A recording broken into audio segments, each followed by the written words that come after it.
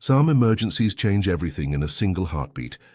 When Chloe rushed her 5-year-old son, Ethan, to the hospital after a playground accident, she never imagined that walking through those doors would reveal 5 years of carefully guarded secrets.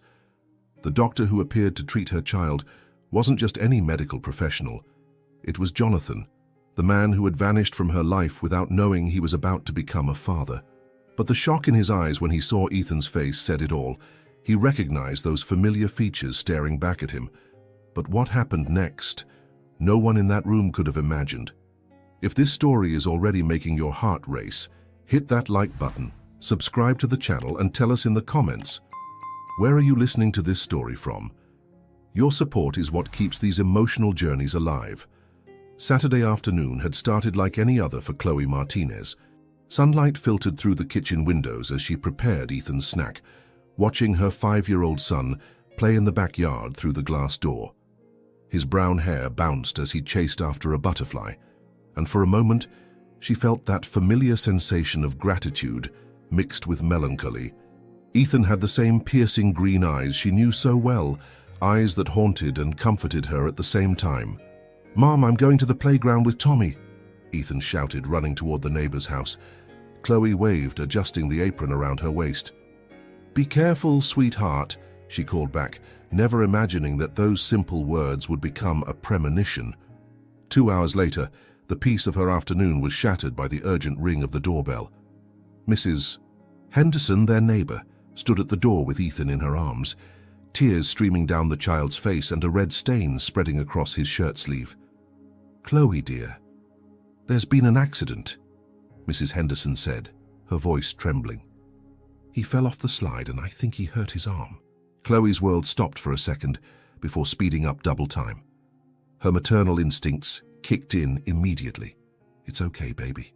Mommy's here," she murmured, taking Ethan into her arms. The little boy sobbed against her neck, and she felt her heart breaking into microscopic pieces. "We're going to the hospital right now." The drive to St. Mary's Hospital was a blur of traffic lights, whispered prayers, and Ethan's silent tears in the back seat. Chloe gripped the steering wheel so tightly her knuckles were white, and she kept glancing in the rearview mirror, checking on her son. "Mommy, it hurts a lot," he whimpered, and each word was like a stab to her chest. "I know, sweetheart. We're going to make you feel better real soon," she promised, though inside she was in complete panic mode. The emergency room was moderately busy for a Saturday afternoon. Cold fluorescent lights illuminated the sterile environment, and the smell of disinfectant mixed with the palpable anxiety in the air. Chloe quickly filled out the admission forms while Ethan nestled against her, still quietly sobbing. "Ethan Martinez?" called a caring nurse. "Room 3, please." Chloe followed down the hallway, holding Ethan's good hand with one of hers and carrying her purse with the other. Her heart was racing, not just from worry about Ethan, but from a strange sense of déjà vu she couldn't identify. There was something familiar about these corridors, even though she'd never been there before. "The doctor will be with you in a few minutes," the nurse said, closing the curtain behind them. Chloe helped Ethan sit on the examination table, gently wiping the tears from his face. "You were very brave, my hero," she said, kissing his forehead. The boy smiled weakly, and she felt momentary relief. Then the curtain opened. Time stopped completely. Jonathan Carter stood in the doorway, impeccable white coat, stethoscope around his neck, clipboard in hand. His brown hair was slightly gray at the temples, a change that only intensified his distinguished appearance. But it was his familiar green eyes that made Chloe's world crumble and rebuild itself simultaneously. For a moment that felt eternal. They simply stared at each other. 6 years dissolved between them as if they were 6 seconds.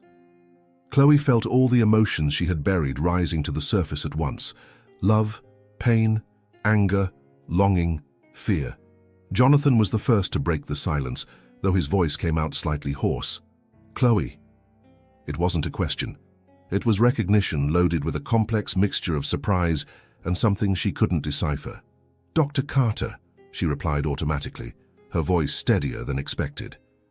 Instinctively, she pulled Ethan closer to her. That's when Jonathan looked at the child for the first time, really looked. Chloe saw the exact moment he noticed the familiar green eyes, the jawline, the shape of the nose. She saw when realization began to form in his expression, first as confusion, then as shock, and finally as devastating understanding. Ethan, still in pain but curious, looked between the two adults. "Mommy, do you know the doctor?" he asked with that innocence only children possess.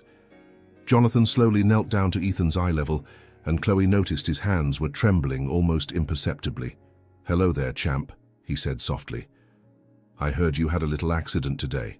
Can I take a look at your arm?" Ethan nodded shyly, still holding his mother's hand. "It hurts a little bit," he admitted. "I bet it does," Jonathan replied, his professional voice masking the emotional storm that Chloe could see in his eyes. "Let's see what we can do to make you feel better." While Jonathan gently examined Ethan's arm, Chloe watched every movement, every expression. She saw how careful he was, how he spoke to Ethan in comforting tones, how his eyes kept returning to the boy's face with an intensity that made her stomach churn. "Well, young Ethan," Jonathan said finally, "it looks like you sprained your arm, but nothing that won't heal up quick. We're going to take an X-ray just to make sure everything's okay, all right?"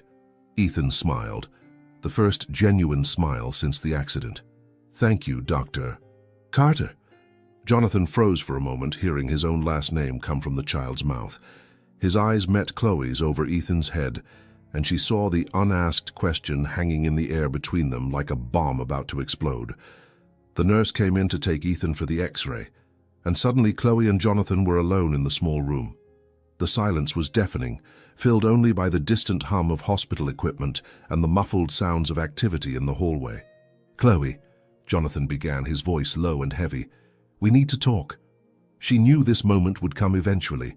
For 5 years, she had mentally rehearsed what she would say if she ever ran into him. But now, with him standing there, every carefully planned word vanished from her mind. "Not now," she whispered, looking toward the door where Ethan had left. "Not here."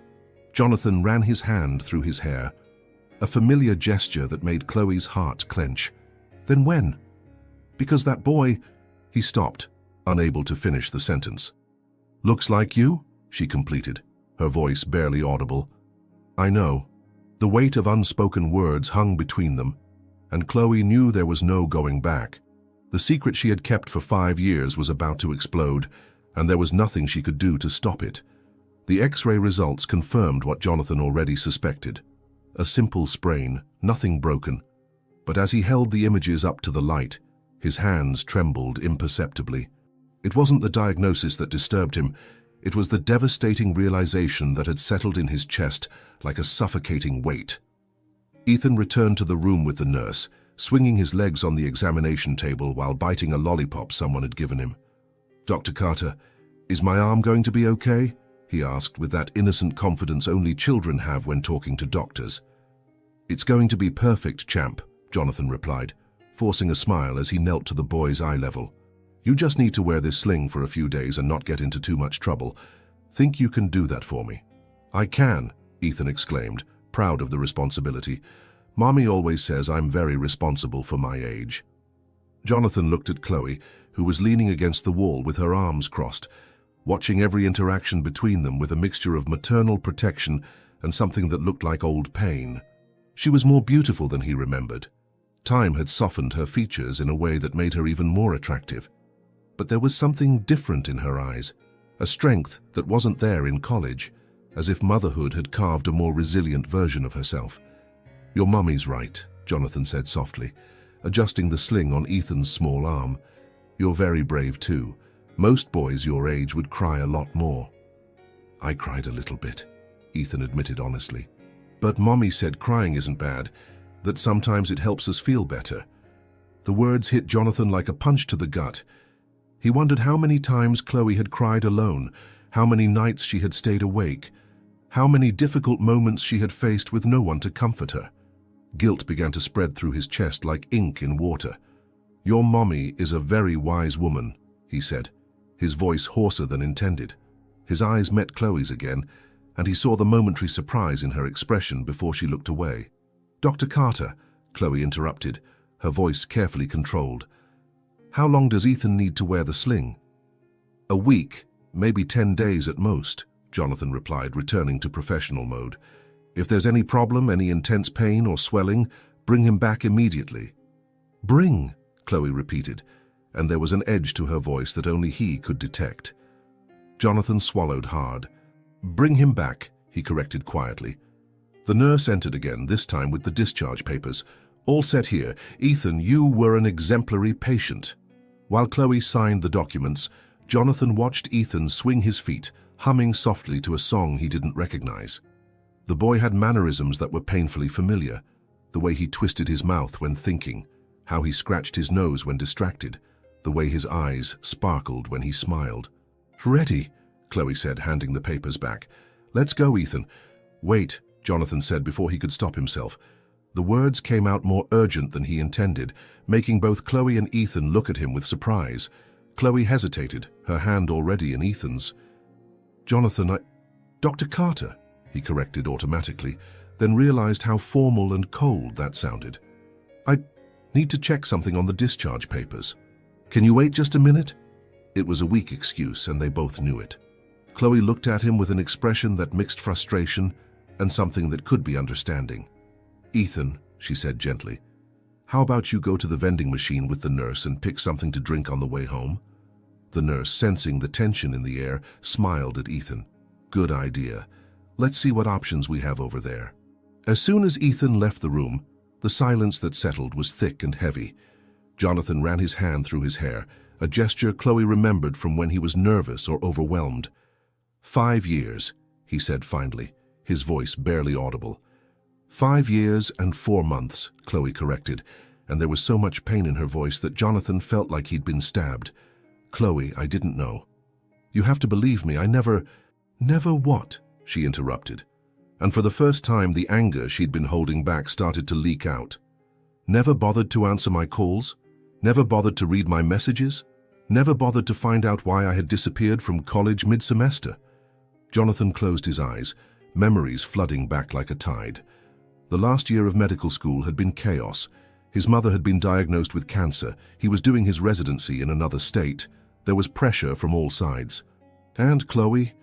Chloe had been the only good thing in his life, but he had been so overwhelmed, so scared of commitment, of the future. I was scared, he admitted. Scared I wouldn't be enough for you. Scared I couldn't handle a serious relationship when I could barely handle my own life. So you just disappeared, Chloe said, and there were tears in her voice now. Without a word, without an explanation. I woke up one morning and you had changed your number, closed your social media accounts like I never existed. Chloe, you know what hurt the most? She continued, as if a dam had broken. It wasn't just that you left me. It was that you left me thinking I wasn't worth fighting for. And then when I found out I was pregnant, her voice broke. Jonathan felt like the world was spinning.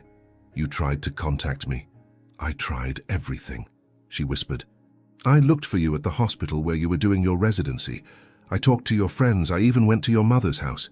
You went to my mother's house? Jonathan's voice was full of disbelief. She was doing chemo, Chloe said quietly. She was very weak, very sick. She told me you had asked her not to give information to anyone from college, that you needed to focus on work and her recovery. Jonathan's world shifted completely. He remembered asking his mother that, but it had been about different people. Ex-girlfriends who used to call crying, friends who wanted to party when he could barely keep up with studying. It never crossed his mind that Chloe might try to reach him. I thought, he began, but stopped. What could he say? That he had been a coward. That he had been too scared of hurting her. That he ended up hurting her worse. Thought what? Chloe asked, wiping tears she didn't realize had started falling. I thought it would be better that way.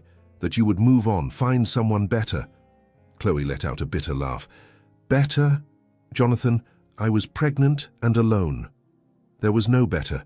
There was just survival. The weight of her words settled between them like a stone. Jonathan thought about all the years he had lost, all the milestones, Ethan's first steps, first word, first day of school, all because he had been too much of a coward to fight for what they had. How did you manage? He asked. With difficulty, she answered honestly, Dropped out of school, moved back in with my parents for a while. Eventually got a job, a small apartment.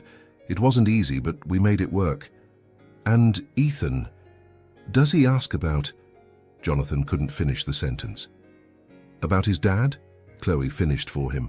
Constantly. I always told him that his dad was someone special, who couldn't be with us, but who loved him very much.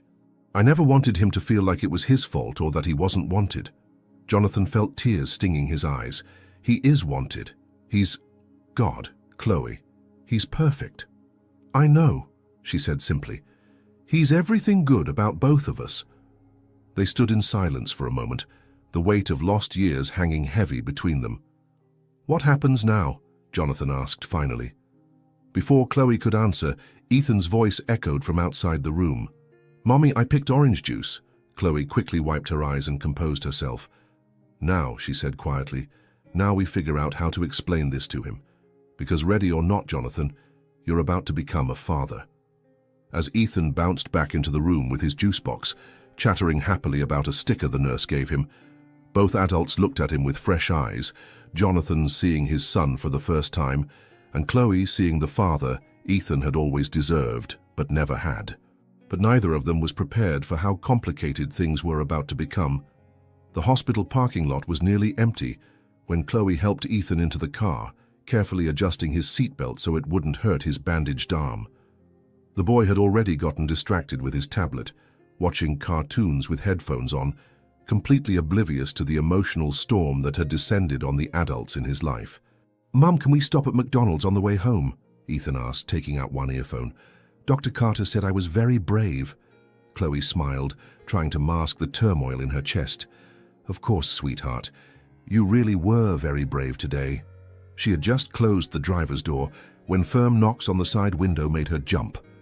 Jonathan was standing outside, still wearing his white coat, his breath visible in the cold afternoon air. His eyes had a determination she hadn't seen in years. Chloe rolled down the window only a few inches. Jonathan, this isn't a good time. I finished my shift, he interrupted, his voice heavy with urgency. Can we talk? Please, I can't let this go. She looked at Ethan in the rearview mirror, who had put his headphone back in and was completely absorbed in his cartoon. The weight of the situation pressed on her shoulders like a mountain. 5 minutes, she said finally, unlocking the doors. Jonathan walked around the car and got into the passenger seat, closing the door softly so as not to draw Ethan's attention. The small space made them painfully close, and Chloe could smell the familiar scent of his cologne mixed with the hospital odor of disinfectant. For a moment that felt eternal. Neither of them said anything. The muffled sound of Ethan's cartoons was the only thing breaking the dense, heavy silence between them. Jonathan watched her trembling hands on the steering wheel, while Chloe kept her eyes fixed on the windshield, as if she could escape the inevitable conversation.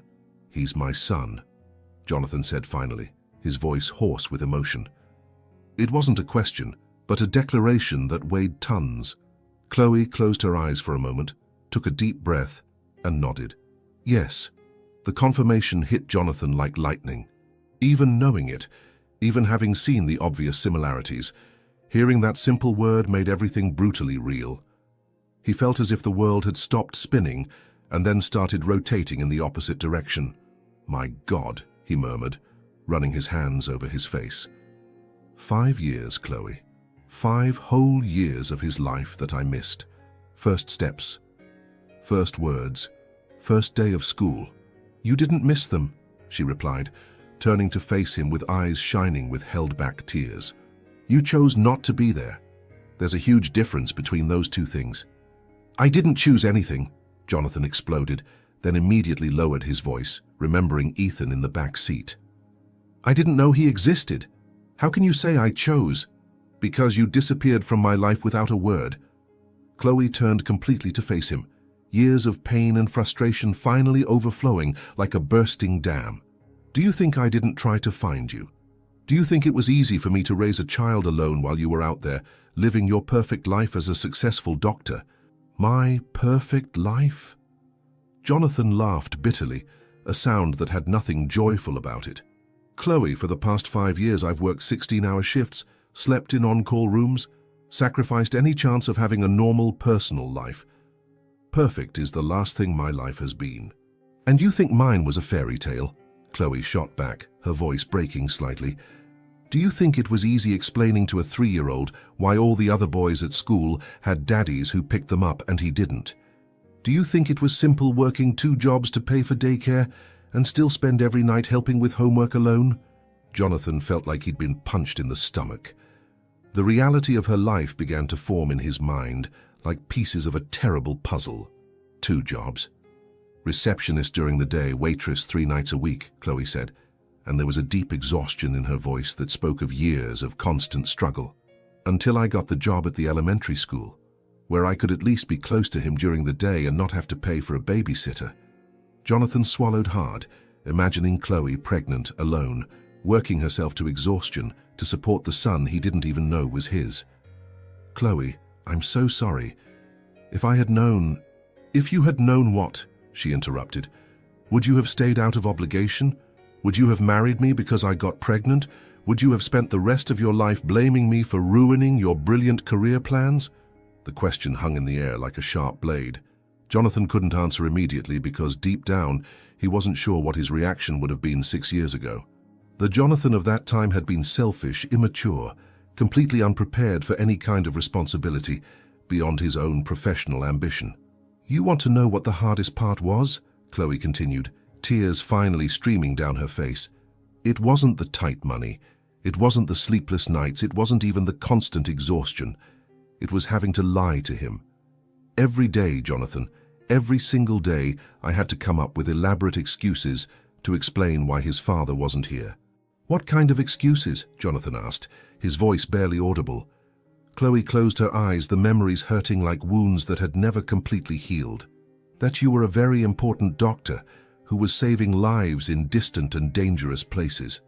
That you thought about him every day, but couldn't come visit him because it was too risky for a child. I created an entire heroic fantasy because I couldn't explain to an innocent child that his father simply didn't care enough to stay. But I did care, Jonathan protested desperately. If I had known about the pregnancy, if you had managed to tell me. I tried, Chloe exploded. I called you hundreds of times, sent messages, emails, looked for you at the hospital where you were doing your residency. I talked to your friends, your colleagues. I even went to your mother's house, Jonathan. Your sick mother doing chemotherapy. And there I was, pregnant and desperate, begging for information about where you were. Jonathan felt the world collapse around him. He vaguely remembered asking his mother not to give information to people from college, but it had been about other matters, other people. It never crossed his mind that Chloe might be trying to contact him. She told me you had asked her not to give information to anyone, Chloe continued, her voice breaking, that you needed to focus on work and her recovery. I understood, you know. I really understood. But it still hurt like hell. Chloe, Jonathan began, but there weren't enough words to fix 5 years of pain. They sat in silence for several minutes, only the muffled sounds of Ethan's cartoons filling the space between them. Jonathan turned to look at the boy, really look at him for the first time as a father. Ethan's profile was almost identical to his at the same age, from photos he had seen. The curve of his nose, the way he concentrated, even the little habit of biting his lower lip when focused on something. What's he like?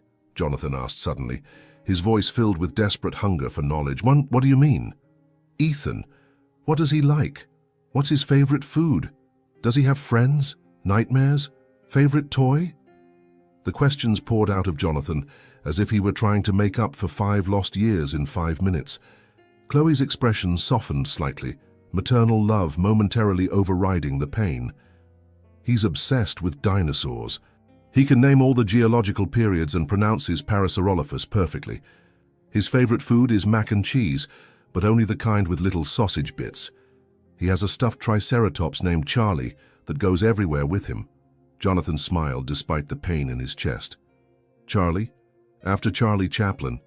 We watched an old movie together when he was 3, and he thought it was hilarious. He said when he grew up, he wanted to make people laugh like Charlie did. He wants to be a comedian. This week, Chloe laughed, and for a moment the tension decreased. Last week he wanted to be a paleontologist, the week before, an astronaut. Oh, And he's obsessed with building things, Lego, blocks, anything he can stack or put together. Jonathan absorbed every detail as if he were memorizing vital information. Does he ask about me? About his father? Chloe's smile disappeared. Constantly, especially lately. His school friends have been talking about father-son events, and he keeps asking when you're coming home. The word home hit Jonathan like a physical blow. Home, as if he had ever been part of Ethan's home, as if there were a place waiting for him in their lives. Chloe, he began, his voice thick with emotion, I want to be part of his life. I want to make up for... You can't make up for 5 years, she interrupted. You can't just show up now and expect to be his father. It doesn't work that way. Then how does it work? Jonathan asked desperately. Tell me, because I have no idea. I don't know how to be a father, I don't know how to explain this to him, and I don't even know if I have any legal rights. You don't, Chloe said dryly. You're not on his birth certificate. Legally, you're nothing to him. The words hurt, but Jonathan knew she was right. What do I need to do? Paternity test? Lawyers? I'll do whatever it takes. I don't want lawyers involved, Chloe said quickly. Not yet, anyway. This is about Ethan, not about legal battles or custody disputes. So what do we do? Jonathan asked. Chloe was quiet for a long moment, watching Ethan's reflection in the rearview mirror. When she spoke, her voice was careful, measured. If you're serious about this, really serious, then we go slow, very slow. I won't allow him to get attached to someone who might disappear again when things get complicated. I won't disappear, Jonathan said firmly. You already did once. That was different. I was different. Prove it, Chloe challenged. Because I won't let you break his heart like you broke mine. Before Jonathan could respond, Ethan took out one of his earphones. Mom, are we going home soon? I'm getting hungry. Of course, sweetheart, Chloe replied, her voice instantly warm and maternal. Just finishing up a conversation. Ethan noticed Jonathan for the first time since they'd gotten in the car. Hi, Dr. Carter. Are you coming with us to McDonald's? Jonathan's breath caught in his throat. A casual invitation, so innocent and trusting, from a son who didn't know he was talking to his father. Jonathan looked at Chloe, who gave an almost imperceptible shake of her head. Dr. Carter needs to get back to work, Chloe said gently. But maybe we'll see each other again soon. Okay, Ethan said cheerfully, putting his earphone back in. Jonathan opened the car door but hesitated before getting out. Chloe, I meant what I said. I want to be part of his life, whatever it takes. She looked at him for a long moment, as if trying to read his soul. Then we'll see, she said finally. But Jonathan, I don't make promises you can't keep. Not to him. As Jonathan watched them drive away, Ethan's small hand waving at him through the rear window, he made a silent promise. He would prove to Chloe that he had changed. He would prove to Ethan that he was worth waiting for. But first he needed to figure out exactly how to be a father to a child who didn't even know that's what he was destined to be. 3 days had passed since the encounter at the hospital, and Jonathan couldn't get Ethan out of his head. During surgeries, between appointments, in the brief moments of rest during his shift, the image of the boy was always there, like a constant presence accompanying him. He had spent hours on the internet researching child development, appropriate toys for 5-year-olds, and even videos on how to talk to small children. On Wednesday morning, Jonathan made a decision that left him both nervous and hopeful. During his lunch break, he drove to the elementary school where Chloe worked. He didn't have a specific plan, just a desperate need to see her again, to find a way to start building some kind of relationship with his son. Pine Valley Elementary School was a cozy single-story building, painted in soft shades of blue and yellow, with children's drawings decorating the windows. Jonathan parked across the street, watching children play in the yard during recess. His heart raced when he spotted Ethan running after a ball with other boys, the sling still on his arm. But that didn't stop him from participating in the game with enthusiasm. "He has your energy," a familiar voice said behind him. Jonathan turned around and found Chloe standing on the sidewalk, holding a cup of coffee and wearing a light blue cardigan that brought out her eyes. She had come out of the school without him noticing, probably to get some fresh air during her break. "Chloe," he said, feeling like a teenager caught doing something wrong. I just wanted to see him play," she completed, without judgment in her voice. "I understand." They stood side by side, watching Ethan in silence for a few minutes. The boy had become the center of a group of children, organizing some kind of game that involved lots of gesturing and loud laughter. "He's popular," Jonathan observed. "Always has been," Chloe smiled slightly. "He has a natural gift for leading and making friends. Sometimes I think he compensates for the lack of a father by being extra charismatic with everyone." The observation hurt, but Jonathan knew he deserved it. "How's his arm?" "Healing quickly. He's already complaining about the sling, which is a good sign." Chloe paused, then looked at him. "Jonathan, what are you doing here?" He took a deep breath, preparing for a conversation he had mentally rehearsed dozens of times. "I want to get to know him, really know him, not just as the doctor who treated him once, but as someone who can be present in his life." Chloe took a sip of her coffee, considering his words carefully. "And how do you imagine that would work?" "I don't know," Jonathan admitted honestly. "Maybe we could start slow, casual meetings, simple activities. I don't need to be introduced as his father immediately. I could just be Jonathan, a friend of Mommy's." "A friend of Mommy's," Chloe repeated, and there was something in her voice he couldn't decipher. "Chloe, I know I hurt you terribly. I know I don't deserve a second chance, much less an opportunity to get to know Ethan. But he's my son, and I've already lost too much time. I don't want to lose any more." Before Chloe could respond, the school bell rang, and the children began heading inside. Ethan waved animatedly at something in their direction, and Jonathan realized the boy had spotted Chloe. "Mommy!" Ethan shouted, running toward the fence. "Did you see how I kicked the ball, even with my hurt arm?"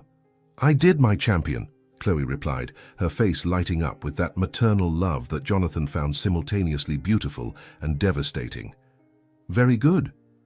That's when Ethan noticed Jonathan standing next to his mother. His eyes widened with surprise and genuine joy. "Doctor Carter, did you come visit me at school?" Jonathan glanced quickly at Chloe, who gave an almost imperceptible nod. "Hi, Ethan. I came to see how you were feeling after our appointment." "Much better," Ethan said proudly, carefully moving his arm in the sling. "The teacher said I can draw with my left hand today. Want to see my drawing of the Tyrannosaurus Rex I made yesterday?" "I'd love to," Jonathan replied, surprised by the intensity of emotion he felt, seeing the boy's genuine enthusiasm. "Ethan, you need to go back to class," Chloe gently reminded him. "Recess is over." "Oh, right," Ethan said, disappointed. Then his eyes lit up with an idea. "Dr. Carter, do you want to come have dinner at our house someday? I can show you all my dinosaurs." Jonathan felt his heart stop. A spontaneous invitation, innocent from his own son. He looked at Chloe, who seemed to be fighting an internal battle. "That would be really nice, Ethan," Jonathan said carefully. "But it would have to be when your mommy says it's okay." "Mommy?" Ethan turned to her with those irresistible eyes that were a miniature version of Jonathan's. "Please, I promise I'll eat all my vegetables without complaining." Chloe looked between Jonathan and Jonathan could see the struggle happening in her expression. Fear fighting against hope, maternal protection confronting the desire to make her son happy. "Maybe," she said finally, "if Dr. Carter isn't too busy at the hospital." "I'm never too busy for dinosaurs," Jonathan said, and was rewarded with the brightest smile he had ever seen on Ethan's face. "Yay! Then it's a date!" Ethan exclaimed, then ran off to catch up with his classmates. Jonathan and Chloe were alone again, Ethan's invitation hanging between them like a fragile bridge over an abyss of lost years.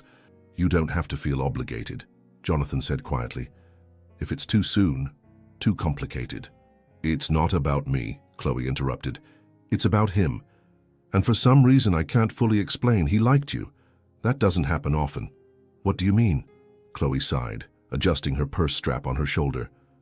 "Ethan has always been cautious around male father figures, male teachers, friends' fathers. My neighbor who tried to be kind to him, he's polite but distant. But with you," she paused, "with you, he was different. Since the hospital, like he recognized something."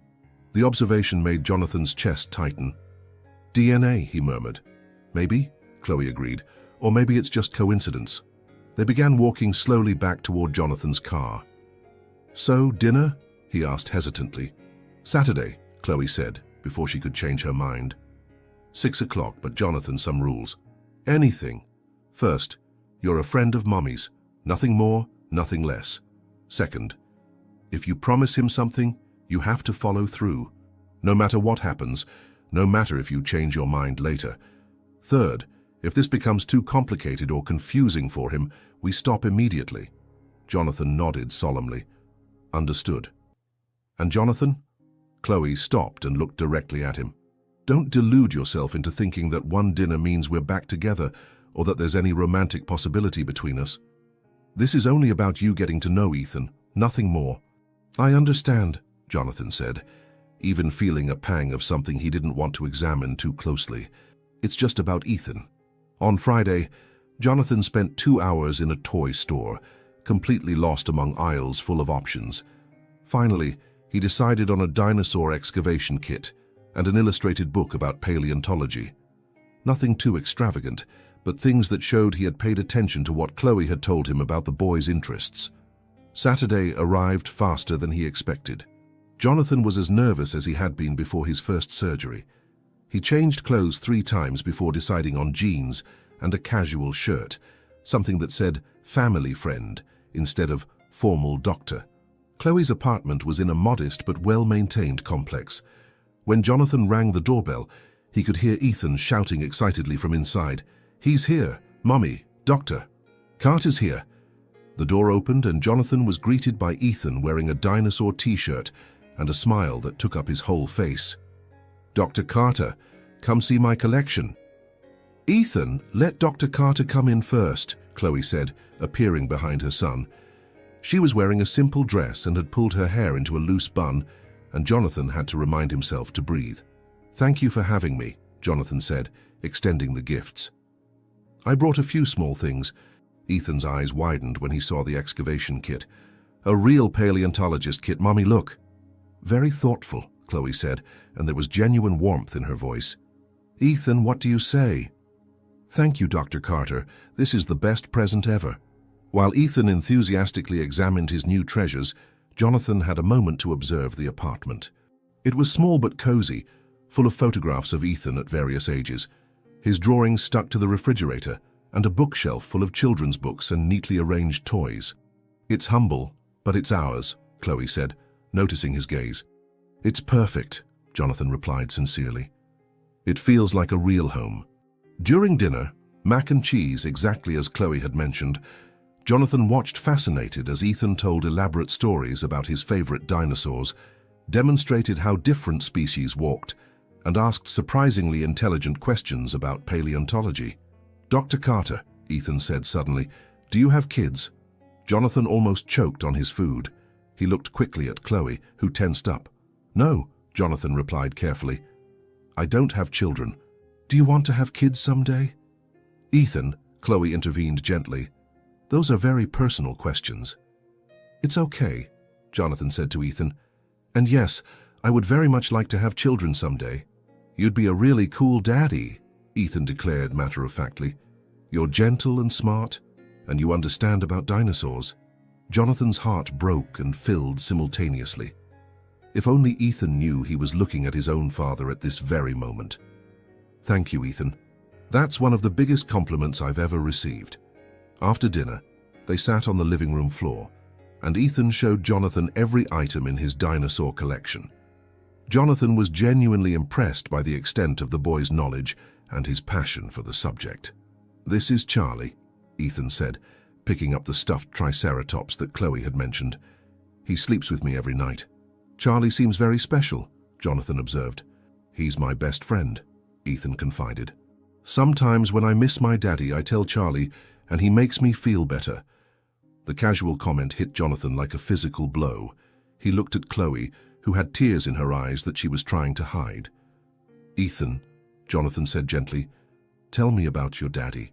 "Well," Ethan said, getting more comfortable, "Mommy says he's a hero who saves people in places very far away. Sometimes I wonder if he thinks about me, or if he knows that I'm getting bigger and learning new things." "I'm sure he thinks about you every single day," Jonathan managed to say, his voice thick. "And I'm sure he's very proud of the amazing little boy you're becoming." "You really think so?" "Absolutely." As they continued playing, Jonathan felt something shift inside him. This wasn't just about biology or guilt anymore. Ethan was genuinely an incredible kid, funny, intelligent, kind, curious about everything. Jonathan found himself genuinely enjoying the child's company, not just because he was his son, but because Ethan was simply a joy to be around. When it came time for Jonathan to leave, Ethan hugged him goodbye, a spontaneous and warm embrace that left Jonathan struggling not to cry. "Dr. Carter, can you come back again soon?" "If your mommy says it's okay," Jonathan replied, looking at Chloe. "We'll see," she said, but there was less resistance in her voice than before. As Jonathan drove home that night, he couldn't stop thinking about how natural it had felt, sitting on that living room floor, listening to Ethan's stories, seeing his excitement about dinosaurs and learning. For the first time since discovering the truth about his son, Jonathan felt something beyond guilt and regret. He felt hope, and more importantly, he felt love. Real, growing love for a little boy who deserved so much more than 5 years of absence and excuses. The delicate approach had begun, and despite all the complexity and potential heartbreak ahead, Jonathan knew there was no going back. Ethan had found his way into Jonathan's heart, and now all Jonathan could do was prove that he was worth the risk of letting him stay. 2 weeks had passed since the first dinner at Chloe's house, and Jonathan had become a regular presence in Ethan's life. Saturdays had turned into adventures at the park, Sundays into Lego building sessions, and even some weeknights included phone calls where Ethan would animatedly tell him about his day at school. The relationship was flourishing naturally, and Jonathan felt like he was discovering a part of himself he didn't even know existed. What he didn't realize was that someone was watching his every move. Caroline Whitmore had noticed the change in Jonathan almost immediately.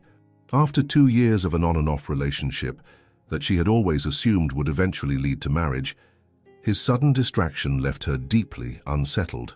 Jonathan was arriving late to dinners they had planned, cancelling dates at the last minute, and worse yet, there was a light in his eyes that she hadn't seen in a long time, a light that definitely wasn't caused by her. Caroline wasn't a woman accustomed to being ignored.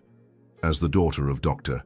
Richard Whitmore, administrative director of St. Mary's Hospital, she had grown up expecting things to go her way. At 32, she was a competent pediatrician with an impeccable appearance and social connections that most people envied. Jonathan Carter had been her greatest romantic conquest, and she had no intention of losing him to whatever was stealing his attention. On Wednesday morning, Caroline decided to make a surprise visit to Jonathan's office during his break. She found the door ajar and could hear him talking on the phone, his voice softer and warmer than it usually was with her.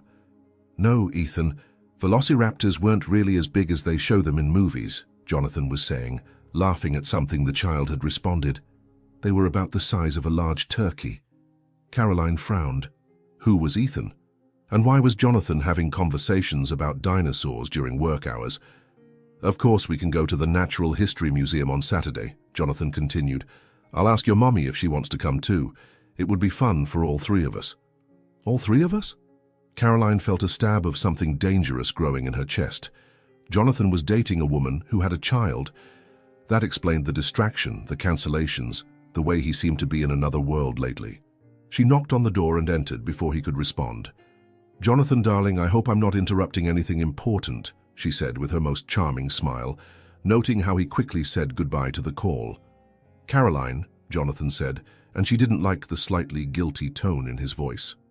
"What are you doing here?" "Can't I visit my boyfriend at work?" she asked, approaching his desk. "You've been so busy lately. We can barely see each other." Jonathan ran his hand through his hair, a gesture Caroline recognized as nervousness. "Sorry, things have been complicated." "With work?" she asked casually, though every fiber of her being was on high alert. "Among other things," Jonathan replied vaguely. Caroline decided not to press the issue at the moment, but her mind was already working. She had reached the top of her profession by being meticulous and determined, and she wasn't going to let some mysterious intruder ruin her plans without a fight. That afternoon, Caroline made some discreet calls.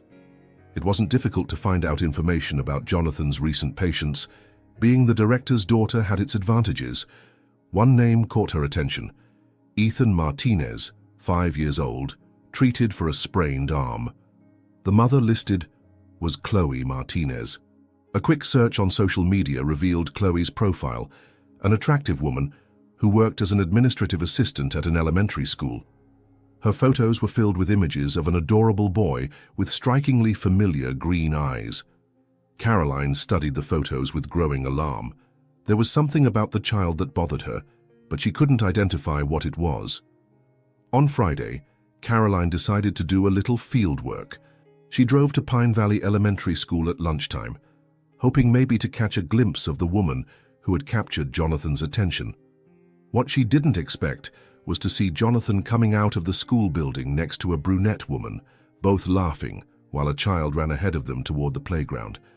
Caroline parked across the street, watching through her sunglasses as the scene unfolded like a perfect domestic movie. She saw Jonathan kneel down to talk to the boy, saw the gentle way he adjusted something on the child's backpack, saw the radiant smile the boy gave him in return, and then, when Jonathan stood up and the sun hit his face at just the right angle, Caroline saw the resemblance, the shape of the eyes, the jawline, the way the boy gestured when he spoke animatedly. Caroline felt like she'd been punched in the stomach. It wasn't just that Jonathan was dating a woman who had a child. It was worse. Much worse. That was Jonathan's son. Caroline sat in the car for several minutes after they left, her mind racing through the implications. Jonathan had a son she didn't know existed, a son who clearly already had a strong relationship with him, a son who meant that any future relationship with Jonathan would always include this woman and this child. Her carefully laid plans for a life together suddenly seemed impossibly complicated. Worse yet, she could see from the way Jonathan looked at both Chloe and the boy that he was emotionally invested in a way that went far beyond casual dating. Caroline Whitmore wasn't a woman who accepted defeat gracefully. She had worked too hard, invested too much time, to allow an old flame and her child to steal what she considered rightfully hers. If Jonathan couldn't see that Chloe was clearly a gold digger trying to trap him with a child who might not even be his, then Caroline would have to open his eyes. The following Monday, Caroline scheduled an appointment with Dr. Sarah Chen, a social worker she knew through professional circles. She carefully crafted a story about concerns regarding a child she had observed being inadequately supervised, a single mother who seemed to be struggling with parental responsibilities. "I hate having to bring this up," Caroline said, her voice carefully modulated to express appropriate concern. "But as a mandated reporter, I feel I have to share what I've observed. The child seemed neglected, and there were signs suggesting the mother might not be providing adequate care." Dr. Chen, a dedicated social worker who took child welfare seriously, listened attentively as Caroline provided enough details to make her story credible without being too specific. She gave Chloe's full name and address, claimed to have witnessed concerning behaviors on multiple occasions, and suggested that a welfare check might be necessary. "I don't want to ruin anyone's life," Caroline added with perfectly feigned reluctance, "but that little boy deserves proper care, and if his mother is struggling, maybe she needs help that only professional intervention can provide." Dr. Chen assured Caroline that they would investigate her concerns discreetly and thoroughly. When Caroline left that meeting, she felt a mixture of satisfaction and guilt that she quickly suppressed. She was doing this to protect Jonathan, she told herself.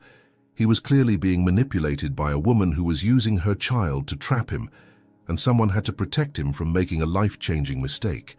What Caroline didn't consider was how devastating her actions would be for an innocent child and a mother who had already been through so much suffering. She didn't think about how her lies would shatter a new and delicate relationship that was bringing joy to 3 people who deserved happiness. All Caroline could see was a threat to her carefully planned future, and she was determined to eliminate that threat by any means necessary. In her mind, she was saving Jonathan from a manipulative situation. In reality, she was about to unleash a nightmare that would test every bond that had been slowly built between Jonathan, Chloe, and Ethan. The trap had been set, and an innocent family was about to discover how cruel people can be when their own interests are threatened. As Caroline drove home that night, checking her impeccable appearance in the rearview mirror, she allowed herself a small smile. Soon Jonathan would see what kind of woman Chloe really was. Soon he would realize that Caroline was what he needed, someone from his own world, someone without complicated baggage, someone who could give him a proper life. She had no idea that her actions were about to backfire spectacularly, or that sometimes the people you try hardest to destroy are stronger than you ever imagined they could be. But she was about to find out. 3 days later, an official letter from social services arrived at Chloe's house, and the world she had built so carefully to protect Ethan began to crumble around her. Caroline had underestimated the strength of a mother fighting for her child, and was about to learn that some battles cost much more than you're willing to pay. The war had begun, but Caroline still didn't know she had chosen the wrong opponents. The call came on Thursday at 7 in the morning, waking Jonathan from restless sleep. Chloe's voice on the other end of the line was broken, desperate, as if the world had collapsed on her during the night. "Jonathan, I need you," she said, and there was a vulnerability in her words that made his heart stop. "Social services was here. They want to take Ethan." Jonathan sat up in bed immediately, completely awake. "What?" "Chloe, calm down. Tell me what happened." "They said they received a report," she sobbed. "They claimed I'm negligent, that I don't take good care of Ethan.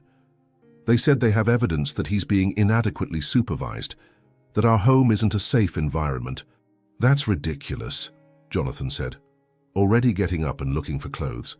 "Anyone who spends 5 minutes with you two can see that you're an exceptional mother." "They didn't believe me, Jonathan." The social worker, Dr. Chen, had the look of someone who had already decided everything before even entering our house. She asked leading questions, wrote down everything I said as if they were confessions of guilt. Jonathan felt fury growing in his chest. "Where's Ethan now?" "With me still, but they said they're coming back tomorrow with a court order if I don't resolve the safety issues they identified. Jonathan, I don't know what to do. I don't have money for a lawyer. I don't have influential family. I don't have anything." "You have me," Jonathan said firmly, already grabbing his car keys. "I'm on my way." When Jonathan arrived at Chloe's apartment 20 minutes later, he found her sitting at the kitchen table surrounded by official papers, her eyes red from crying. Ethan was playing in his room, apparently oblivious to the crisis unfolding around him. "Show me everything," Jonathan said, sitting beside her. Chloe pushed the documents toward him with trembling hands. "Look at the accusations they made. They say Ethan frequently appears malnourished, that his clothes are always dirty, that I leave him alone for extended periods, that our house is in unsanitary conditions." Jonathan read every word with growing indignation. It was all lies. Ethan was a healthy, well-cared-for child, obviously loved. Chloe's house was modest but clean and organized. He had personally seen how much she devoted herself to her son. "Who made this report?" he asked. "They can't tell me. They say it's policy to keep the reporter anonymous to protect them from retaliation." Jonathan studied the papers more carefully, looking for clues. There was something familiar about the type of language used, the medical specificity of some allegations. Whoever had done this had knowledge of the appropriate terminology to make the accusations convincing. "Chloe, I need to ask you something, and you have to be completely honest with me." She looked at him with eyes still shining with tears. "Anything? Is there anyone who might want to hurt you? Some jealous ex-boyfriend, some rival at work, anyone who would have reason to make up these lies?" Chloe shook her head slowly. "I live a very simple life, Jonathan. I work, take care of Ethan, and that's it. I don't have enemies." "What about me?" Jonathan asked, a terrible suspicion beginning to form in his mind. "Is there anyone who might be trying to get to me through you two?" Before Chloe could answer, Ethan appeared in the kitchen, holding Charlie, his stuffed triceratops. "Mommy, why are you crying?" he asked with that intuition small children have for detecting when something is wrong. Chloe quickly wiped her eyes and forced a smile. "Mommy's just a little worried about some grown-up stuff, sweetheart. Nothing you need to worry about." "Can Dr. Carter help?" Ethan asked, looking at Jonathan with absolute confidence. "He's very smart." "I'm doing everything I can to help," Jonathan promised, and the innocent faith in Ethan's eyes solidified his determination like steel. After Ethan went back to his room, Jonathan picked up the phone. "I'm going to call some contacts. I have lawyer friends. I know people in the system. We're going to find out who's behind this."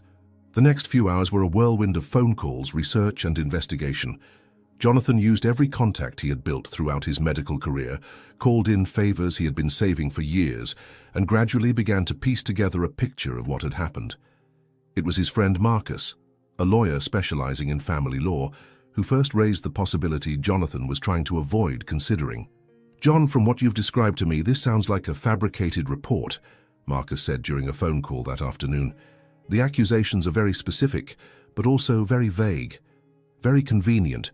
Someone who knows the system did this." "What do you mean by knows the system?"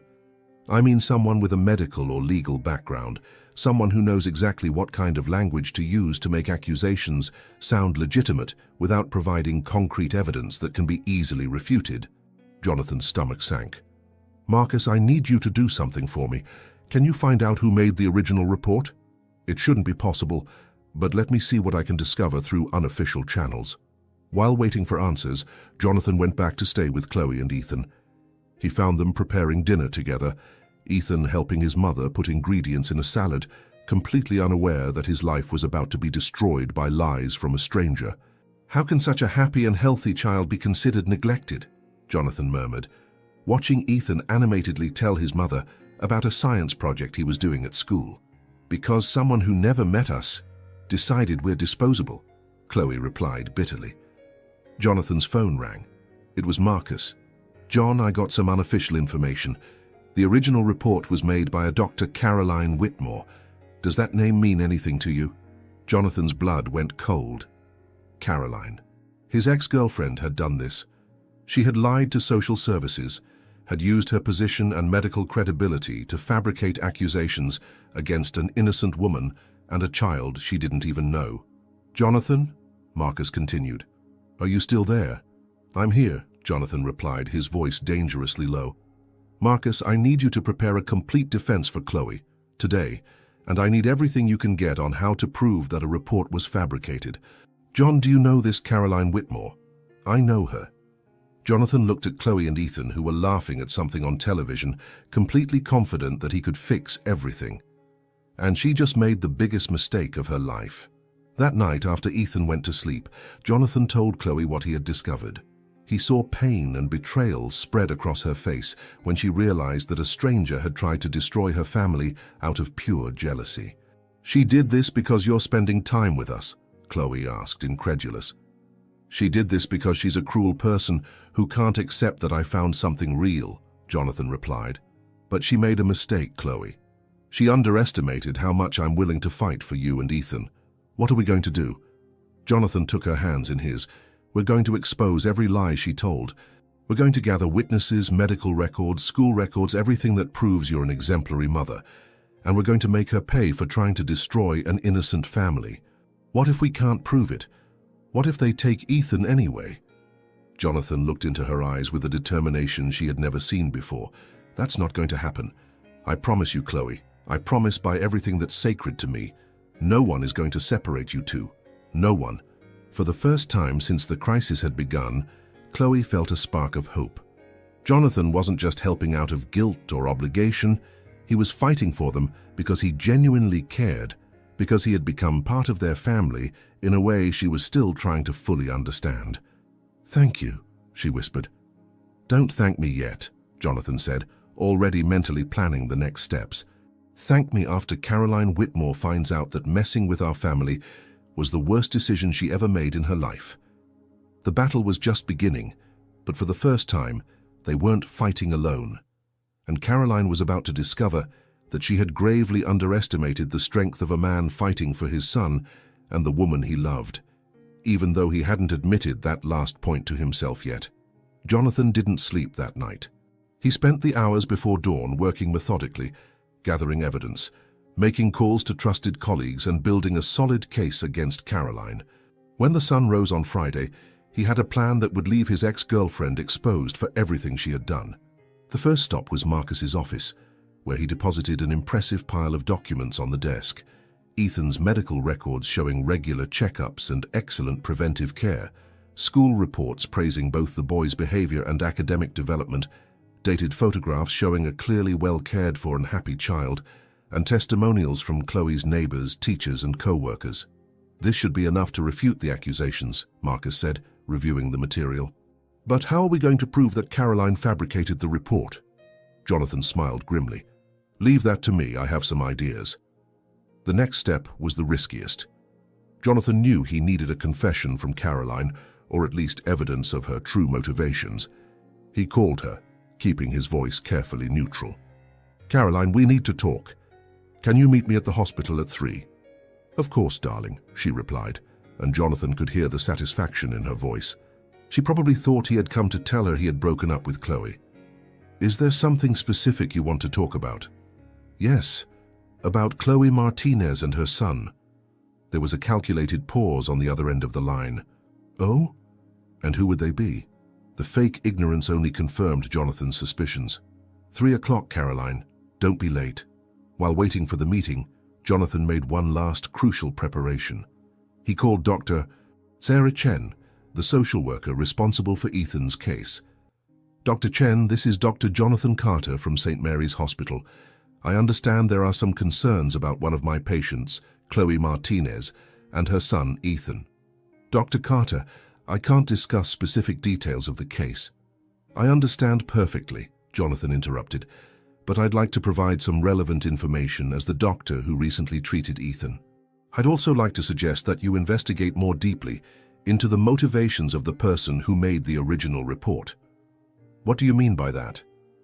I mean, I have reason to believe the report was fabricated by someone with personal motives to harm Ms. Martinez, someone who never had significant contact with her or her son, but who has access to medical information and knows appropriate terminology to make accusations sound convincing. Dr. Chen was silent for a moment. Those are very serious accusations, Dr. Carter. Yes, they are, and I have evidence to support them. I can be in your office in an hour with complete documentation proving that Ethan Martinez is a healthy, well-cared-for, and deeply loved child. I can also provide information about who really made this report and why. At 3 o'clock that afternoon, Jonathan was sitting in the hospital cafeteria when Caroline appeared. She was impeccably dressed, as always, but there was a tension in her smile that she couldn't completely hide. Jonathan, darling, you look exhausted, she said, sitting across from him. These people have been very stressful for you, haven't they? What people? Jonathan asked, keeping his tone casual. You know, that woman and her son. The whole situation must be very complicated for someone in your position. Jonathan leaned forward slightly. Caroline, can I ask you something? How do you know about Chloe and Ethan? For a split second, Caroline hesitated. You mentioned them, didn't you? Actually, I didn't. I never talked about them to you. Jonathan kept his eyes fixed on her face. So, how do you know their names? Caroline forced a laugh. Jonathan, you must have mentioned them at some point. Maybe you don't remember. I'm sure I didn't mention them. But you don't just know their names, Caroline. You also know where they live, where Ethan goes to school, specific medical details about him. Jonathan paused deliberately. You also know that social services is investigating Chloe. Caroline's face paled slightly. How would I know that? Good question. How would you know? Jonathan took his phone out of his pocket. Caroline, do you realize I'm recording this conversation? You're what? Caroline stood up abruptly. Jonathan, that's legal? Yes, it is. In the state where we live, only one person in the conversation needs to consent to recording. Jonathan remained seated, calmly. So, Caroline, want to tell me how you really know about social services investigating Chloe?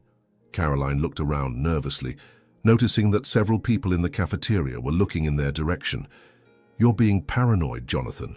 I don't know what you're talking about. Don't know? So you didn't call Dr. Sarah Chen last Monday posing as a concerned colleague? Didn't make up an elaborate story about child neglect? Didn't use your medical position to give credibility to lies you fabricated? The blood drained completely from Caroline's face. You can't prove anything. Actually, I can. Jonathan finally stood up. See, Caroline, you made several mistakes. First, you used very specific medical terminology in your report, terminology that an ordinary person wouldn't know. Second, you provided details about Ethan's medical condition that only someone with access to hospital records could know. That doesn't prove. Third, Jonathan continued, you forgot that all calls to social services are recorded. And fourth, You just incriminated yourself by admitting you know about the investigation when that should be confidential information. Caroline realized the trap she had fallen into. Jonathan, you have to understand. I did this for us. That woman is clearly trying to trap you with a child who might not even be yours. He is mine, Jonathan said firmly. Ethan is my son, Caroline, and Chloe is my son's mother, and you tried to destroy our family out of pure jealousy. Our family? Caroline laughed bitterly. Jonathan, you barely know these people. You're throwing away your career, your reputation, your future for a fantasy. My career? Jonathan smiled coldly. Caroline, you should be worried about your career. Because in about 15 minutes, Dr. Patterson, head of medical ethics, is going to receive a complete report about how you abused your access to confidential medical information to fabricate a false report against an innocent family. Horror spread across Caroline's face. You wouldn't do that. I already did. And in 30 minutes, your father is going to receive a copy of the same report, along with recordings of our conversation today, and evidence of how you used his position at the hospital to access information you had no right to see. My father would never believe. Your father is a respected hospital administrator who spent decades building an impeccable reputation. Do you really think he's going to risk all of that to protect a daughter who committed such a grave ethical violation? Caroline was visibly shaking now. What do you want? I want you to call Dr. Chen immediately and confess that you fabricated the entire report. I want you to provide a written statement detailing exactly why you lied. And I want you to stay away from me, Chloe and Ethan, forever. And if I do that, if you do that, maybe I'll consider not taking this case to the local press. Maybe I won't send copies of all the evidence to the state medical board. Maybe I'll allow you to resign quietly instead of being fired for cause. Caroline was silent for a long moment, weighing her options. Finally, she realized she had no choice. Fine, she whispered. I'll do what you want. No, Caroline. You're going to do what's right. Finally, 2 hours later, Jonathan was in Dr. Chen's office when Caroline arrived, accompanied by a lawyer and clearly defeated. With a broken voice, she confessed everything. How she had found out about Chloe and Ethan, how she had invented the accusations out of jealousy, how she had used her medical position to give credibility to the lies. Dr. Chen listened to everything with growing horror. Dr. Whitmore, do you realize that your actions could have resulted in the unnecessary removal of a child from a loving home? That you wasted precious public resources and caused severe emotional trauma to an innocent family? Caroline just nodded, unable to speak.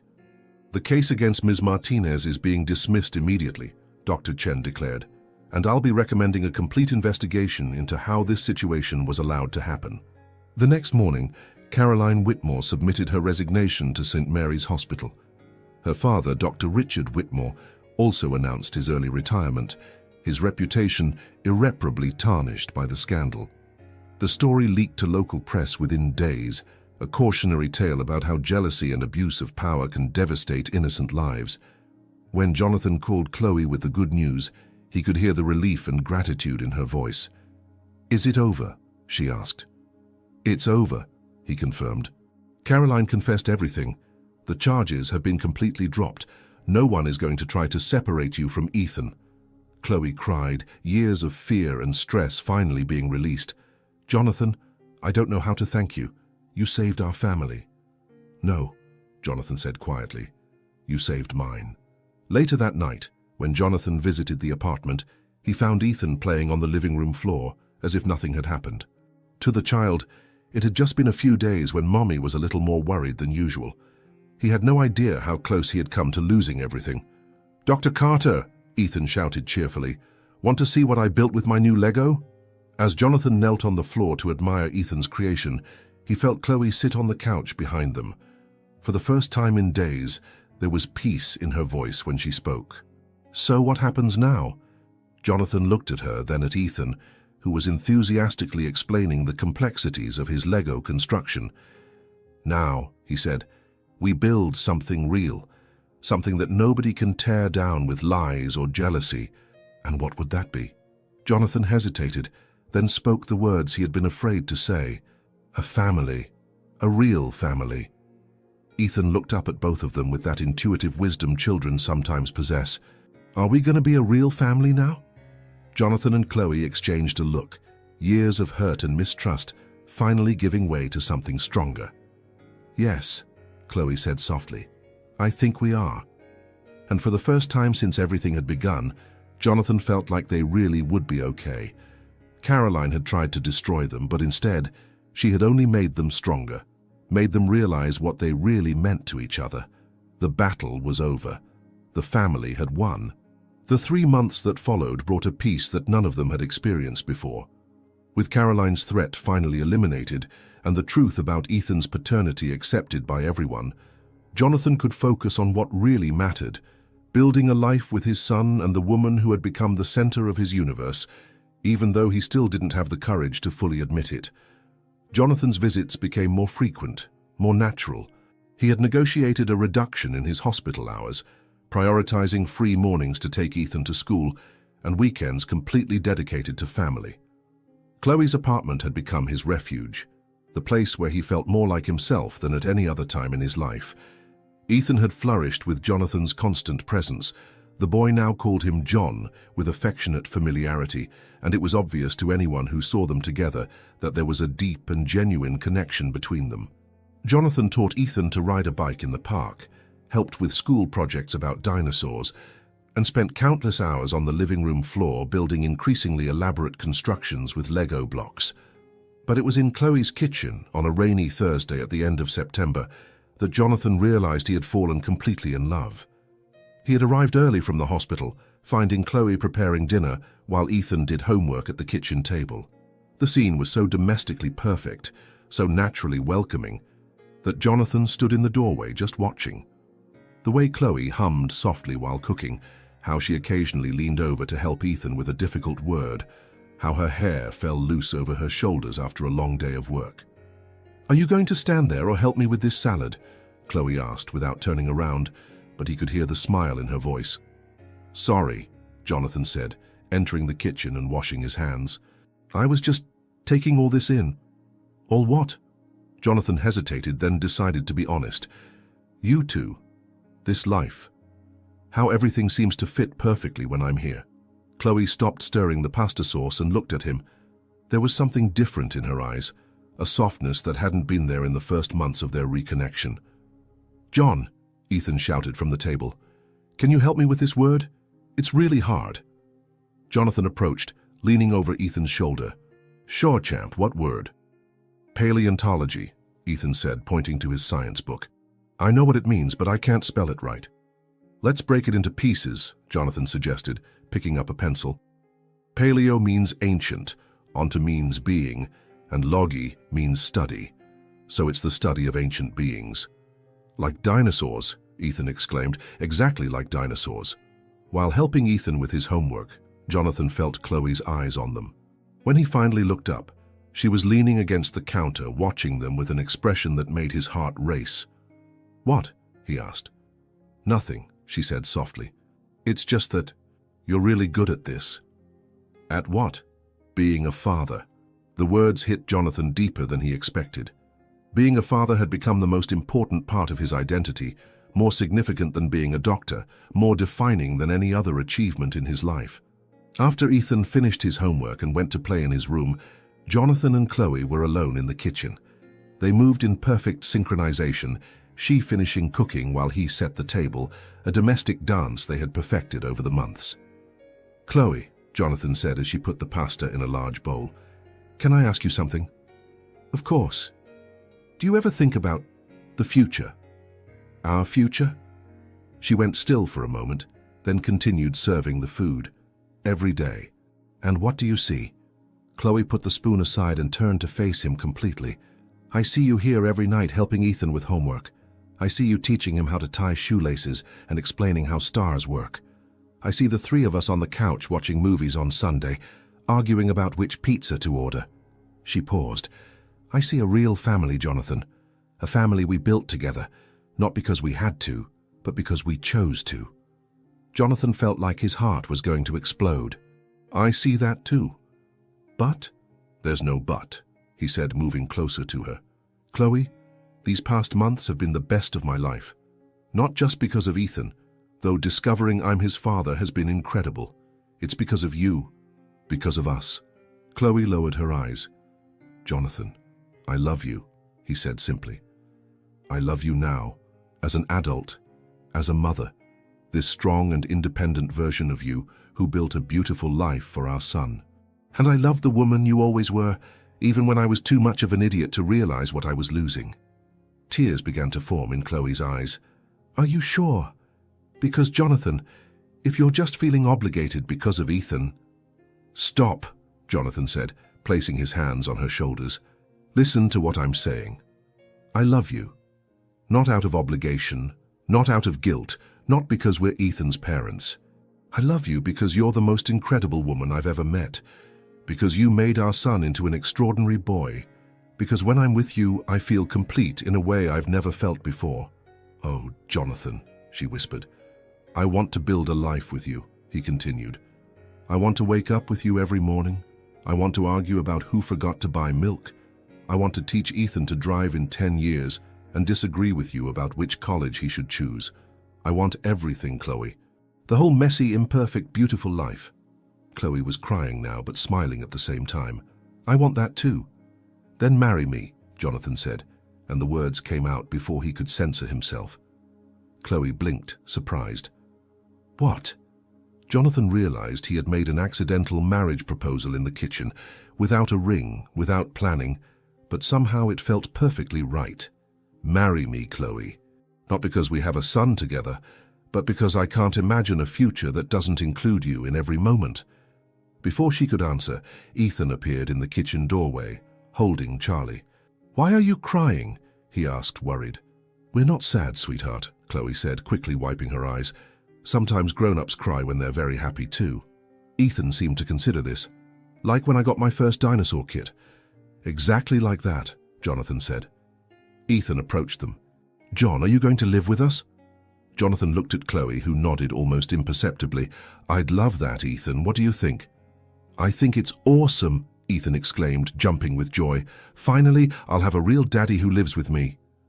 The words real daddy hit Jonathan like lightning. Ethan, do you want to call me daddy? Ethan looked confused. Aren't you my daddy? Jonathan knelt to get to the boy's eye level. I am, champ. I'm your biological father. But you've been calling me John all this time, so I thought... I knew, Ethan said simply. I always knew. How did you know? Chloe asked, surprised. I have the same eyes as him, Ethan explained logically. And Mommy always told me that my daddy was a doctor who saved people. And John is a doctor and saves people. And besides, he added with the wisdom of a 5-year-old, he loves me the way daddies love kids. You can tell. Jonathan felt tears stinging his eyes. You can tell? Of course, like when you get all worried when I hurt my knee at the park, and when you smile when I tell bad jokes, and when you always know exactly what story to tell when I have nightmares. Jonathan looked at Chloe, who was crying openly now. So, Ethan continued, are you guys getting married? Because I think that would be really cool. Can we have a wedding with dinosaurs? Jonathan and Chloe started laughing, the emotional tension transforming into pure joy. Of course we can have dinosaurs at the wedding, Chloe said. So is that a yes? Jonathan asked. That's a yes, she replied, and when he kissed her, Ethan clapped enthusiastically. Yay! Now we're going to be a real family officially. We already were a family, champ, Jonathan said, hugging both Ethan and Chloe. We're just going to make it official. As the three of them hugged in the kitchen, surrounded by the smell of homemade dinner and the sound of rain outside, Jonathan knew he had found his place in the world. It hadn't been easy getting there, and the path had been full of pain, misunderstandings, and near devastating losses. But it was worth every difficult moment to get to this. A real family, built on true love, honesty, and the kind of commitment that wasn't based on obligation, but on a conscious choice to be together through whatever life might bring. The ring would come later. The formal wedding would be carefully planned, but the promise had already been made right there in the kitchen, witnessed by a 5-year-old boy who had always known that all the pieces would fit perfectly when the right time came. And they knew they had all the time in the world to do it right. 2 weeks after the impromptu marriage proposal in the kitchen, Jonathan and Chloe realized they needed to have a serious conversation with Ethan. Although the boy seemed to have an intuitive understanding of the situation, they knew he deserved the complete truth about his family history, told in a way that a 5-year-old could understand and process.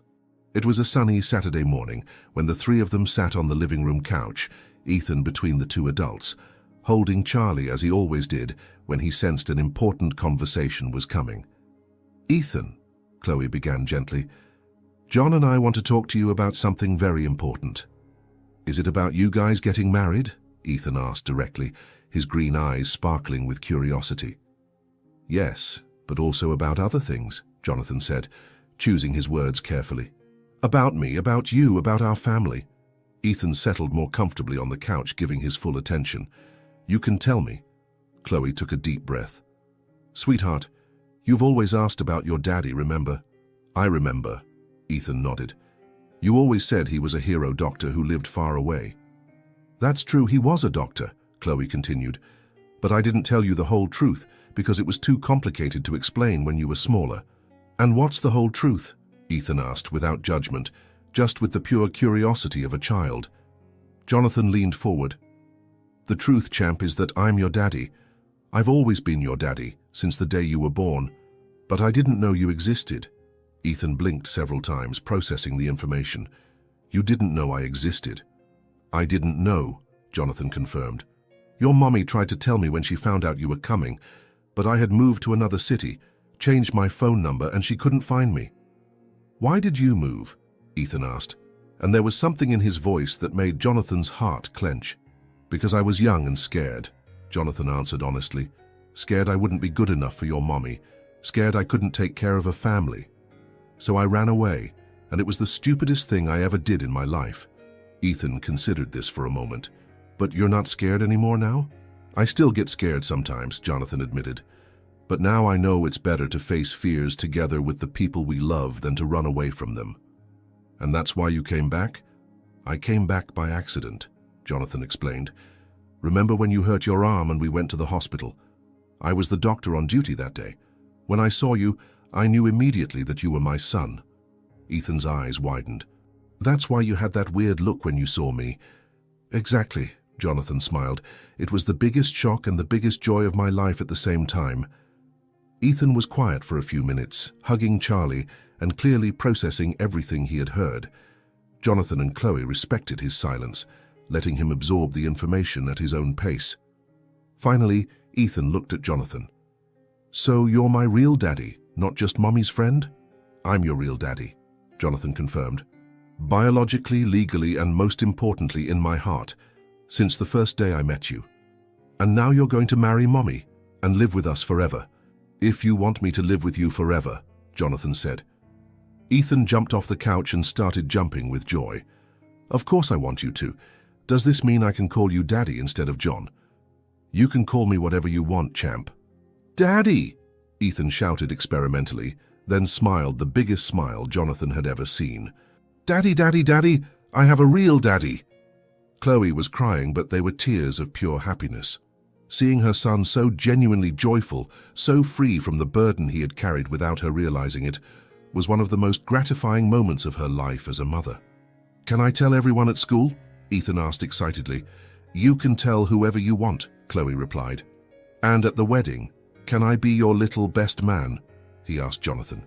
"There wouldn't be a wedding without you being my little best man," Jonathan promised. The next 3 months were a whirlwind of planning. Ethan got involved in every detail of the wedding with the enthusiasm only a child can have. He helped choose the flowers. There have to be some green ones like dinosaurs, insisted the cake have at least one layer shaped like a triceratops, and practiced walking down the aisle carrying the rings every day after school. Jonathan officially adopted Ethan, a process that was surprisingly emotional for everyone involved.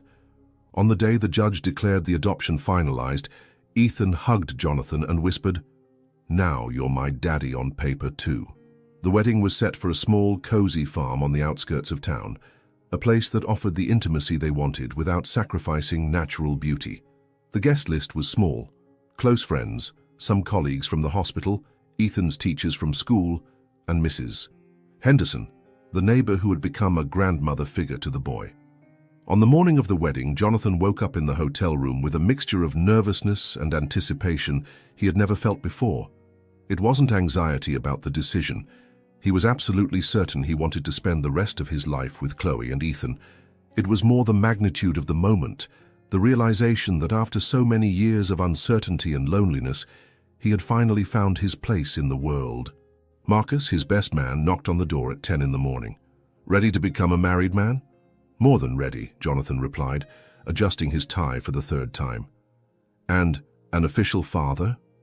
Jonathan smiled. "I've been a father for 5 months. Today the world is just officially recognizing it." At the farm, Chloe was in the bridal room with her older sister Eleanor, who had traveled from another state for the wedding. The dress was simple but elegant, in an ivory tone that perfectly complemented her skin, with a skirt that allowed her to move comfortably, important when you have a 5-year-old running around. "You look beautiful," Elena said, adjusting the simple veil in Chloe's hair. "I'm nervous," Chloe admitted. "Nervous like, am I doing the right thing? Or nervous like, I hope I don't trip walking to the altar?" "The second one," Chloe laughed. "About Jonathan. I'm absolutely certain. It's about everything else. About being a wife, about combining our lives, about officially raising Ethan together." "You're already raising Ethan together," Eleanor pointed out, "and from what I saw yesterday at the rehearsal, you work perfectly as a team." A knock on the door interrupted the conversation. "Mommy, can I come in?" came Ethan's voice. "Of course, sweetheart." Ethan entered wearing a miniature tuxedo with a green tie he had insisted on choosing to match the family's eyes. He stopped in the middle of the room and was speechless. "Mommy, you're the most beautiful thing in the whole world." "Thank you, my prince," Chloe said, kneeling to kiss his forehead. "You look very handsome too."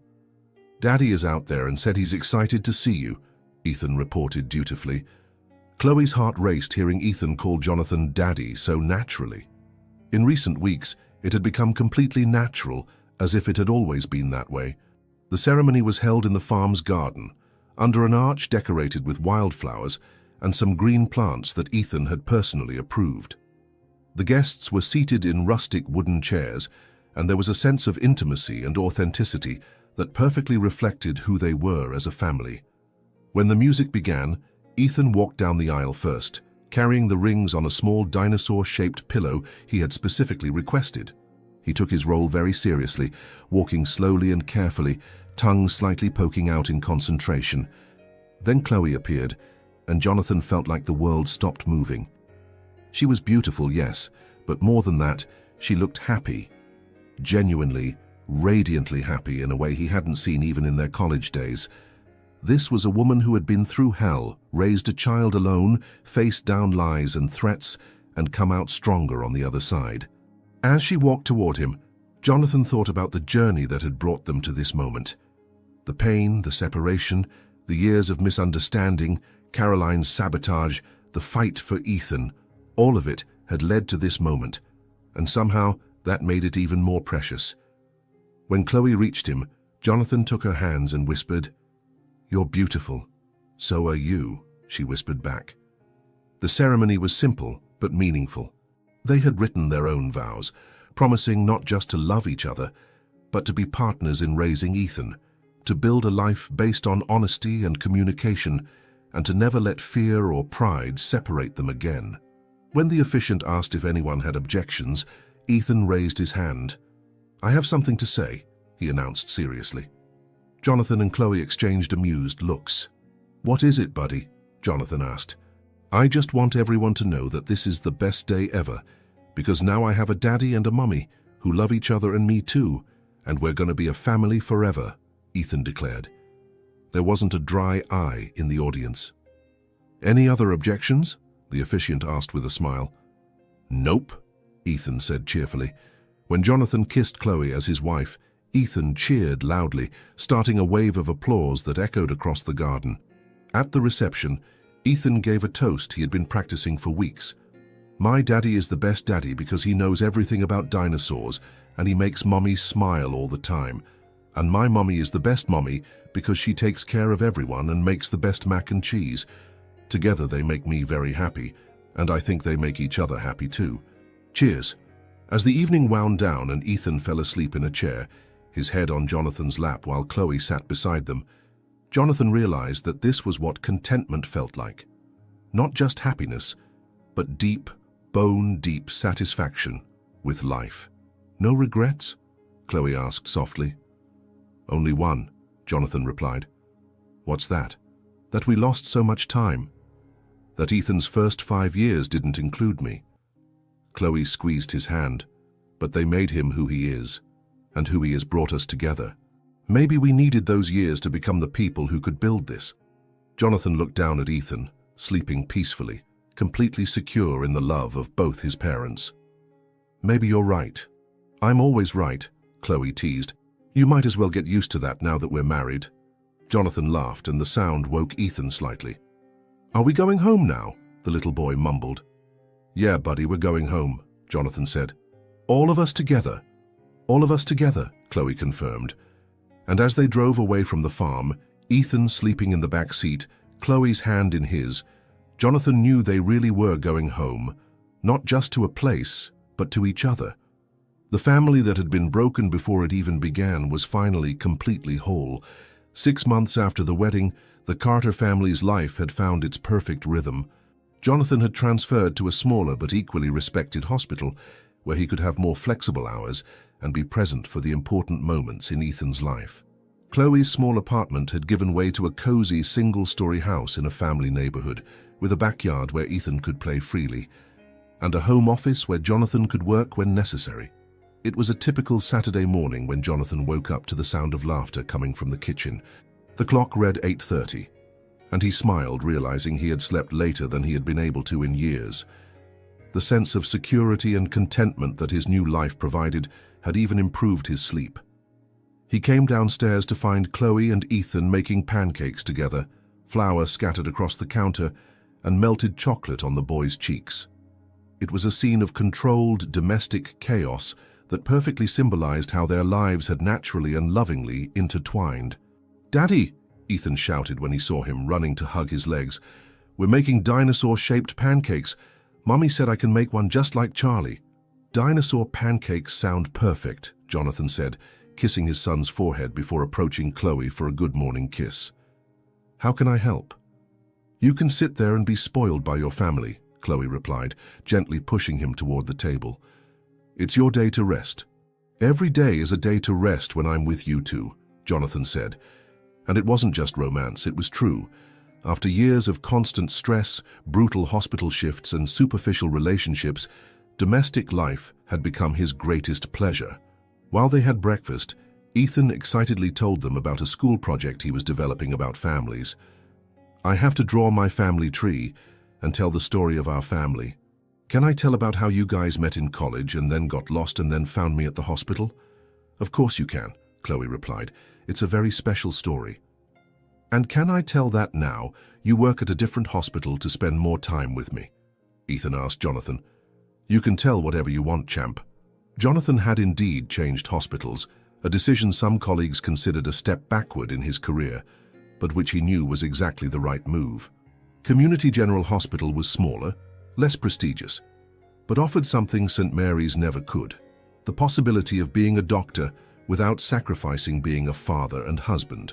After breakfast, they prepared for a tradition that had developed naturally over the past months: Saturdays at the park, followed by a visit to the Natural History Museum. It was during these family outings that Jonathan most noticed how much he had changed as a person. Before, his weekends were filled with extra work, medical conferences, or frustrated attempts to maintain relationships that never seemed to fit completely into his life. Now, pushing Ethan on the swing while Chloe read a book on the nearby bench was the perfect definition of how he wanted to spend his free time. "Daddy," Ethan said while swinging, "Jake at school said it's weird that I have a daddy who only showed up when I was already 5 years old."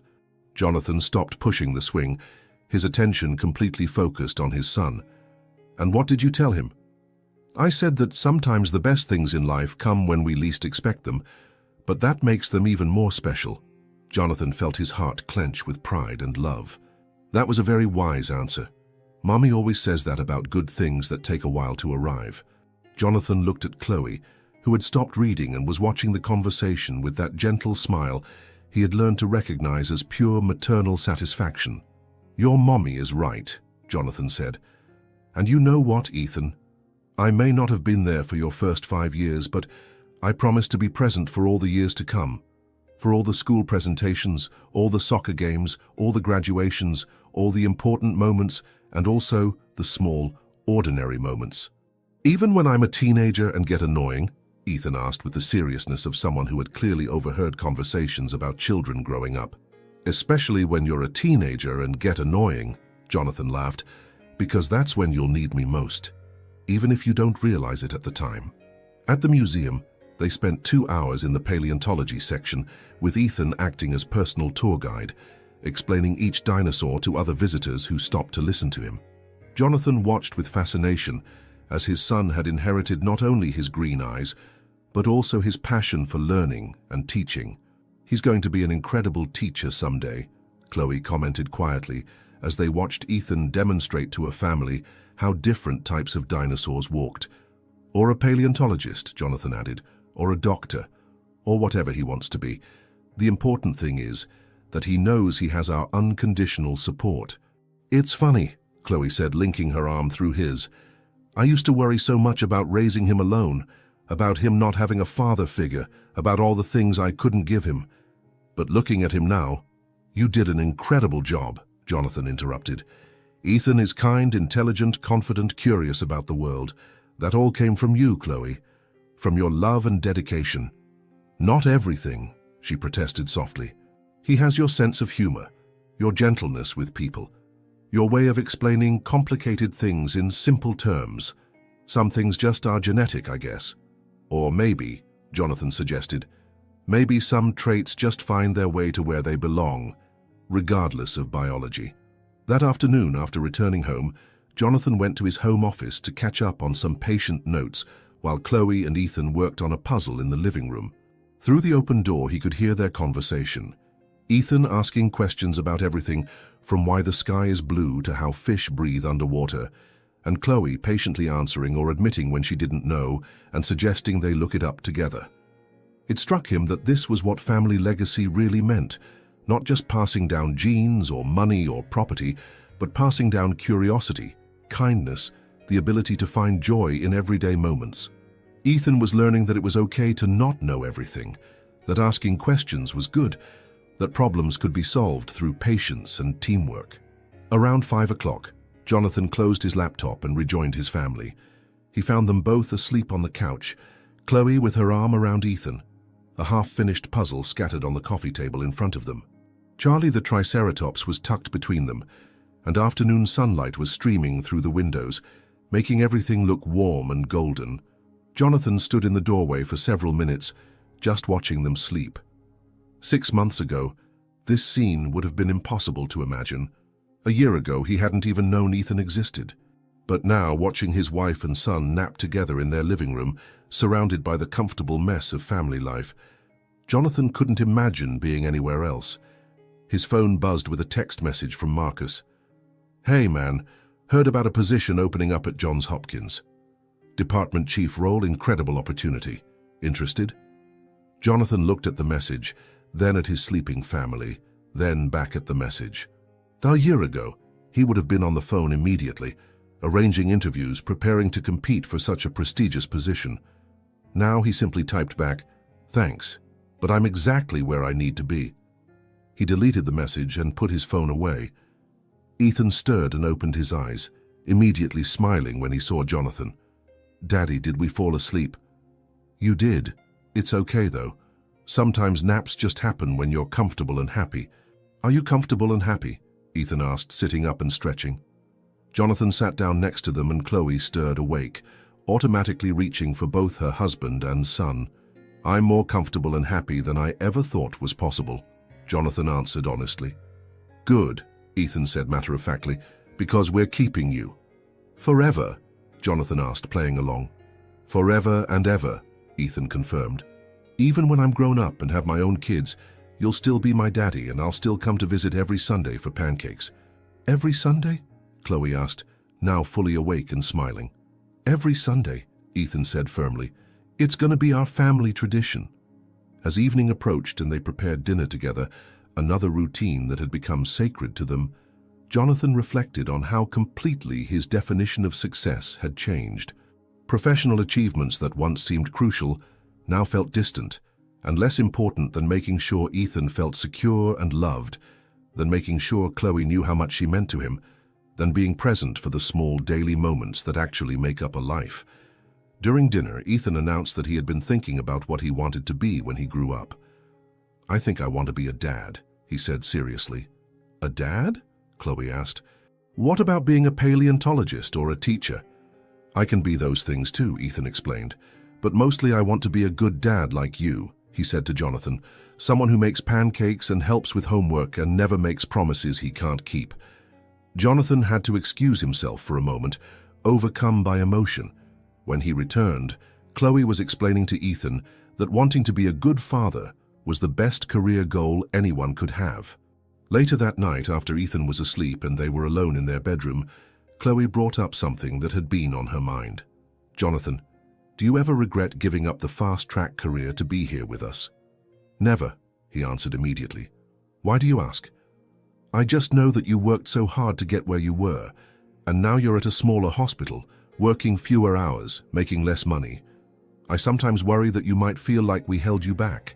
Jonathan turned to face her completely. "Chloe, listen to me. Before I found you and Ethan again, I had a successful career, but I didn't have a life. I was good at my job, but I was lonely, disconnected, going through the motions of living without actually feeling alive. Now I wake up every morning looking forward to the day. I have purpose beyond my work. I have love that goes deeper than any professional achievement could ever provide. But don't you miss the prestige, the challenge? The challenge now is being the best father and husband I can be. The prestige is earning Ethan's respect and trust every day. The success is measured in family dinners and bedtime stories and weekend adventures." He paused. "Chloe, there are plenty of great doctors in the world, but there's only one person who gets to be Ethan's dad and your husband. That's not a consolation prize. That's hitting the lottery." 6 months into their marriage, they had fallen into routines that felt like they had been doing them for decades. Jonathan picked Ethan up from school 2 days a week, and those car rides had become some of his favorite times, listening to his son's observations about the world, answering endless questions, just being present for whatever was on Ethan's mind. Chloe had bloomed in ways that Jonathan found constantly surprising. Released from the stress of single parenthood, she had started taking evening art classes, something she had always wanted to do but never had time for. She was talented, and their house was slowly filling with her paintings, mostly landscapes and portraits of Ethan that captured moments of childhood with startling beauty. They had found a rhythm that worked, a balance that honored both their individual needs and their commitment to each other and Ethan. They were building something sustainable, something that could weather difficulties, because it was based on genuine love and respect rather than obligation or desperation. As Jonathan turned off the lights and settled into bed next to his wife, listening to the familiar sounds of their house settling for the night, he thought about how much could change in such a short time. Less than a year ago, he had been a different person leading a different life.